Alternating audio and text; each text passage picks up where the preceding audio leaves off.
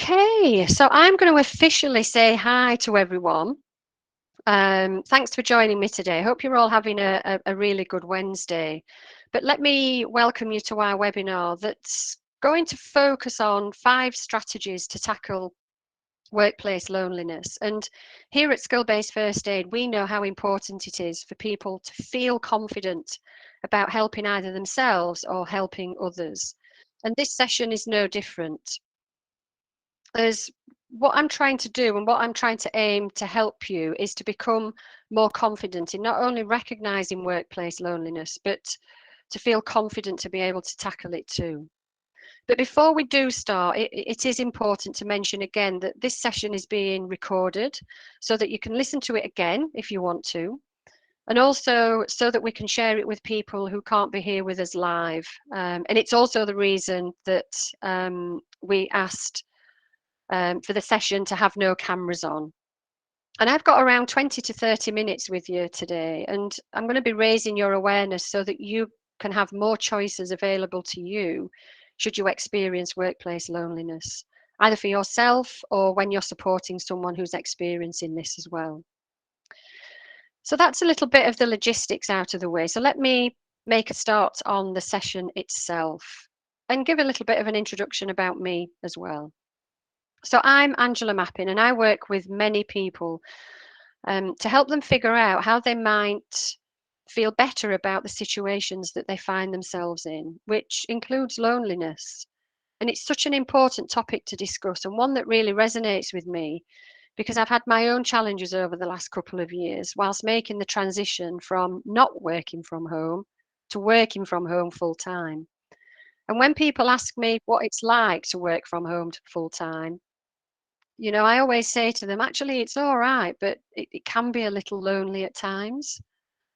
So today, along with sharing the 5 strategies, I also want to let you know that you do have the power to both acknowledge and then take action for how you feel. But here's how I'm going to do this. So we'll be exploring why you might feel lonely at work, and also why we should take loneliness at work seriously.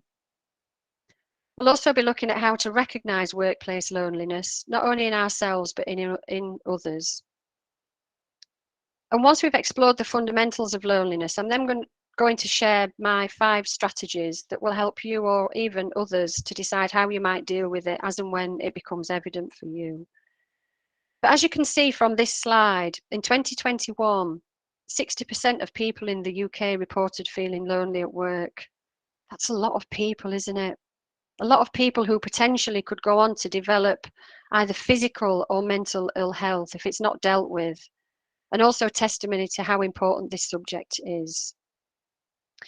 Now, you may already know what lonely means because you might have experienced loneliness for yourself. But did you know that loneliness is seen by many as one of the largest health concerns that we face? And that's due to the many health risks associated with it. Because feeling connected, irrespective of whether you're an introvert or an extrovert, is a fundamental human need. And we all have a legitimate need to belong that really shouldn't be ignored or even taken lightly. There's substantial evidence highlighted by the campaign to end loneliness of the serious impact loneliness can have on our own health and well-being. And as you're aware, this week is Mental Health Awareness Week, and the Mental Health Foundation started Mental Health Awareness Week 21 years ago, and they continue to set the theme, to organise and to host the week. And it's an opportunity for every single one of us, isn't it? Even the whole of the UK to focus on achieving good mental health. And it's grown to become one of the biggest awareness weeks across the UK and also globally as well. And at SkillBase First Aid, we know how important it is to work towards good mental health. And we're privileged to once again help shine a light on this important topic. But for Mental Health Awareness Week this year, the foundation is raising awareness of the impact of loneliness. That's the theme for this year. And that impact on our own mental well-being, and also the practical steps that we can all take to address it as well. And I've no doubt that you've already heard many different initiatives for Mental Health Awareness Week, and you're bound to hear about many different initiatives to help tackle loneliness. You might have even got something planned within your own environment or your own organisation. But there's one common theme running throughout this week, and that's to spread the message and get people talking about loneliness. Because let's face it, the more that we talk about it, the more we normalise it, and we can move towards a society where it can be spoken about openly. But all of us here today are part of the movement to tackle loneliness, aren't we? And that's why you wanted to join today. But as I mentioned earlier, you all know what lonely means, but how would you describe what loneliness is? And just for a minute, and just think about this, you don't need to share it with us. How would you answer the question, what is loneliness? So just think about that. Like I say, you don't need to share it with us, but just have a think. How would you describe what loneliness is? I know you're thinking about any of the descriptors on this slide. I bet many of you were. Because loneliness is a normal part of life, and most of us feel lonely at some point. And also, we all experience how it can contribute to that negative sense of self-worth, which is that internal sense of being good enough and that worthiness of belonging. But loneliness isn't about the number of friends that we've got or the time that we spend on our own, or even something that happens when we reach a certain age. Loneliness is the feeling that we experience when there's a little bit of a mismatch or a discrepancy between the social connections that we have and those that we need or want. So I just want you to take a minute again to think about your own connections at work and just think, are they enough for you to thrive? Or could you increase them to allow your needs to be met? Because all of us will need relationships with others. And our interpersonal relationships give us our emotional health, doesn't it? Because we can share our problems or issues, we can laugh, we can have a good time, we can learn more about ourselves along the way. But when those relationships and interactions aren't there, we can feel lonely. But that means it can be different for all of us. And in the workplace, loneliness can develop due to a number of reasons. So let's explore some of those further and start to ask the question, why might you feel lonely at work? Loneliness can develop in the workplace in three key ways. You may have existing feelings of loneliness that are actually unrelated to work. For example, divorce, moving to a new location, bereavement. And you might carry these with you into the workplace. Or they may even be made worse by work itself. And when we talk about features of work, for me, communication is by far the biggest aspect of our working culture that can affect many different feelings for all of us. When we feel like we don't know what's going on, we can feel disconnected and demotivated. And of course, many of us now work in a hybrid way. And it's very easy for people who work together in the same environment to forget about communicating to the people who work in the same team but remotely. Your work-life balance is another feature of your work, and sometimes it becomes difficult to separate your work life from your home life, especially when they both take place in the same area. It can get a bit lonely without that commute, because on the commute we meet people, we might say hello to people, we might sit next to people, we might speak to people on the phone, but also having the people around you at work as well, it can start to feel a little bit lonely. Another important feature of our work, certainly in the current climate, is well-being. We've all heard of that, haven't we? And well-being means paying attention to and constantly working to improve our physical, social, emotional, and financial health. And if your employer isn't paying attention to any of these things, then it can lead to feelings of isolation and loneliness. When we talk about impact, a busy and stressful work life can often impact us in ways that we never expected it to. And just think about how many times have you stayed at work to complete a task and then had to cancel any social interactions you might have had, or cancel going to a place that you've had booked. Too many of us, I guess. It can spill into our personal life, and working long hours can stop us from spending times with those that care, maybe our friends, maybe our family. And too much stress can take up the energy that we may have saved for socializing and connecting with others, and we could then become too tired to be able to get involved in it. And these all contribute to loneliness in the workplace.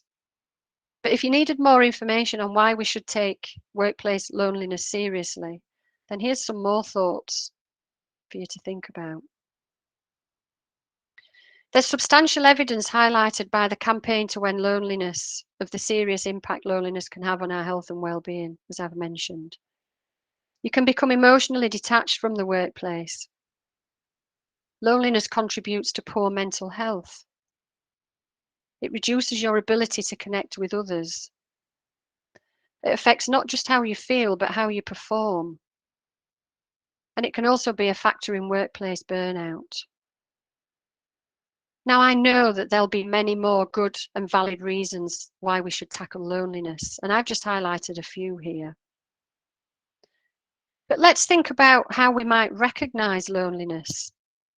Now, loneliness is a subjective experience, so there's no hard and fast rules about what it might look like. But many people might hide their feelings for fear of embarrassment or because they don't want to appear weak. And this can make loneliness difficult to identify. It's about a feeling. But maybe watch for changes in behavior and body language. People might start looking down and avoiding interaction. Their performance might suddenly dip. This might be a sign. And when we feel isolated at work, we're less likely to communicate with people, share ideas with people, or even feel motivated enough to do our jobs properly. On the other hand, other people might seek more physical contact through hugs. They may seize opportunities to talk. So don't be misled by any apparent extroversion. And that makes me think about some of my own experiences. And I just want to share a story with you. A couple of weeks ago, a gas engineer came to my house to make sure the central heating boiler was okay. And once he'd completed the work, I found myself talking to them about anything and everything, just because I'd got someone real to talk to. And when I reflect now, I realise that I was just fulfilling my own need for connection, not to mention keeping the engineer from getting on with their next appointment.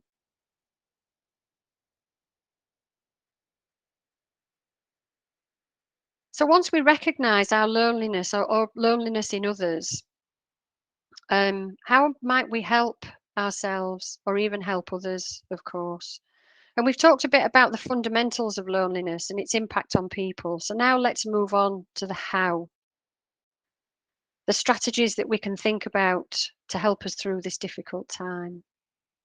And at the very beginning, I mentioned that I'd share with you 5 strategies for working towards helping your loneliness and isolation. As you can imagine, there's going to be many different strategies that you can explore, but I think these are a good starter for you and ones that certainly work for me. And it's about recognizing and respecting your own needs. You know, your need for that connection is very natural and human. It's about nurturing your existing relationships, reaching out to people that you trust and letting them in. It's about stopping blaming yourself. Loneliness isn't your fault. And it's about taking time to do the small things. You know, just taking one small step can make a huge difference. And it's about building your own support system because we all need people who we can connect with easily. So let's look at each one of these in a little bit more detail. And our first strategy is about recognizing and respecting your own needs. Your need for connection in your life, especially at work, is a very natural and instinctive one. After all, you know, we're humans and we're social beings, aren't we? We need to feel socially supported at work to be able to cope with stress and to work together with others effectively. So acknowledge that your feelings of loneliness at work matter and you deserve to feel like you belong at work. As you try out some of these strategies today, just be kind to yourself and don't try to do too much all at once. Yes, it's important to catch up on relationships, but it's also important to keep on top of your work too, so that you can feel in control. So be kind and attentive to yourself first. Often we put our heads down to get work done or get through the day. And what we don't do is allow the chance to listen to what's going on to us. We don't do that, do we? Give yourself the time to build what you need and think about going at your own pace. You can go as fast or as slow as you want, but just don't forget to check in with yourself often. And I mean checking in with how we feel, how we think, and the actions that we take as a result of this. And recognize that loneliness and reaching out can both feel draining, especially for people who experience social anxiety. So give yourself time to build the work culture that you need at your own pace. And just remember that you are in control. You can use the power within yourself to make positive changes. Our second strategy is based around nurturing your existing relationships.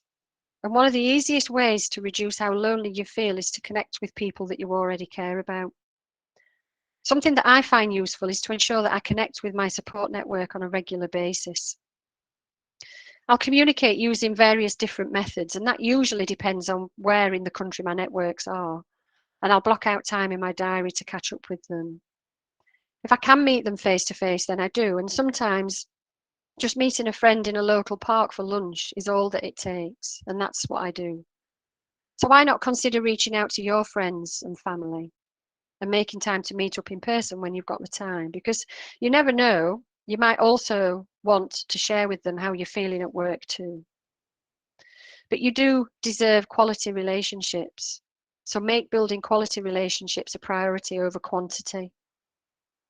The bonds that you have with people can help combat loneliness. So take time to strengthen your relationships, but tell yourself that you deserve this, because you absolutely do. But never forget that you're cared about by your friends and family, or your created family. They're already out there, aren't they? So reach out and just let them in.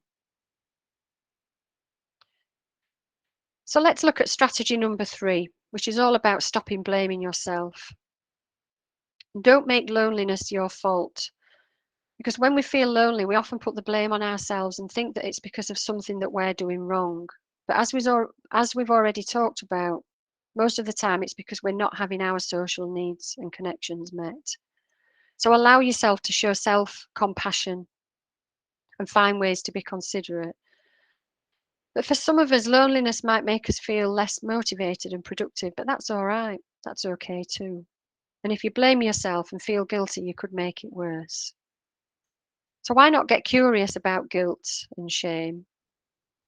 Try and have a conversation with them. Tell guilt and shame that you're not to blame for your feelings of loneliness, and remind yourself that it's not your fault, that these feelings are okay, and that you just need to find different ways of fulfilling your unmet needs.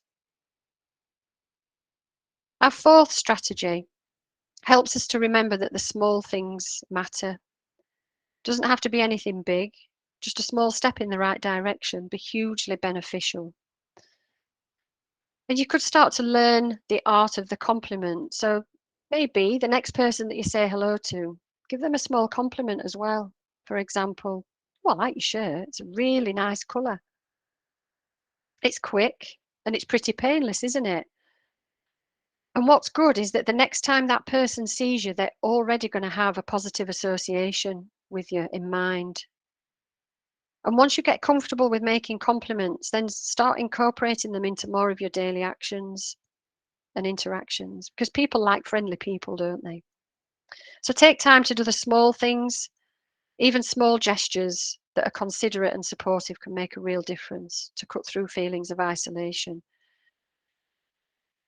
It's quality and not quantity. I've mentioned that a few times, haven't I, today? And small moments of real attention, that support, that encouragement, and even fun, because it can be beneficial. So try making small efforts to connect with others on a regular basis, just like we mentioned earlier. But it also can be important to remember that loneliness and isolation aren't fixed states, but rather feelings that will ebb and flow. And our final strategy is aimed at building your own support system, and this will be your own network of people who you can turn to in any time of need. And having that strong support network is critical to your personal and professional well-being, isn't it? Because at times we all need help. We all need guidance. We might need an extra pair of hands. So it's good to acknowledge that you can't always do it on your own. You can't always do it alone. But when developing your support system, the 4Ws model can be a big help. So why not take time to answer these questions? Who do you want in your support network? Who do you trust and could talk to? You might even want to have people whom it's important to connect with at work, but only in a professional capacity. Think about what kind of support do you want from them. You might want emotional support from some of them, but not all of them. You might just want support in terms of that professional collaboration and nothing else. And think about where is the best place for your support. Is it going to be face-to-face? Is it going to be remote? And think about your preferred communication methods as well and build these into the support that you need. For some people, you might just be happy to communicate via email, but for others, it'll be beneficial to connect face-to-face. And finally, think about when will you need to connect with the people in your support network. So think about the times when you need these connections. It might just be reaching out after you recognize that you are lonely. But on the other hand, it might be just that need to connect when a decision needs to be made, for example. But this is a strategy that will help you with whatever you're struggling with, not just loneliness. Might be for any other life-changing situations as well. Because if you've got a good support network in place, then it's more likely that you'll feel more comfortable talking about your feelings and also asking for help when you need it. What you're doing really is you're building up a bank of people whom you can trust and rely on when it counts. So give it a go. You know, you might be surprised where it takes you. So we're getting towards the end of the webinar, but I do need to summarize after this slide. But before I start to do that, I just want to share with you again what we've explored today. We've looked at why you might feel lonely at work. We've also talked about why we should take loneliness at work seriously. And we've also spoken about how we might recognize loneliness. And just now we've looked at 5 strategies that you can think about to help you or others with any feelings of loneliness. And I'll just share them with you again. So here's a reminder about recognizing and respecting your needs, nurturing your existing relationships, stop blaming yourself, take time to do small things, and build your own support system. Now, loneliness is a difficult state of mind because it can become a state of being. And feeling lonely at work is particularly challenging because it affects your performance as well as your quality of life. So look at your loneliness as a symptom of something, and ask yourself, why am I feeling this way? Could I be doing anything different here? Or is it something in my environment that simply isn't working for me? But whatever answers you find, it's always good to take action. And don't let feeling lonely at work isolate you, but let your loneliness be an agent of change, something that you think about changing. Because loneliness is a sign that we're hungry for connectedness.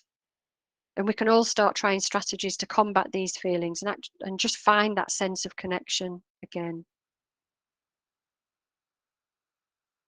So thank you for joining me today to look at the 5 strategies focusing on how to tackle workplace loneliness. But I just want to encourage you all to keep talking about this topic, and let's all start to give it the attention that it deserves. And as I mentioned earlier, it's important for skill-based first aid to increase the confidence of people when supporting others. And I hope this short session has increased your confidence today, if only a little. But do get in touch, though, if you feel that you need a little more support in raising awareness of anything to do with either physical health or mental health within your organisation, because we do offer a free consultation service and we will be happy to help. So thanks everyone. Take care and enjoy the rest of your day. Now I'm going to stop the recording now, but I will still be online for any questions that you might have. So I'm going to stop the recording.